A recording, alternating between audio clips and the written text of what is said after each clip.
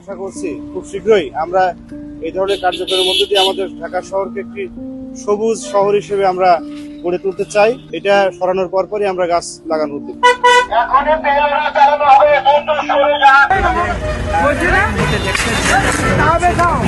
আপনারা দেখতে পাচ্ছেন যে ডিএনসিসির উদ্যোগে আমরা বিভিন্ন অবৈধ স্থাপনা উচ্ছেদ করছি। তো তারই ধারাবাহিকতায় আজকে আমাদের এই 10 নম্বর সুইচ গেট থেকে শুরু করে আমরা উচ্ছেদ শুরু করেছি।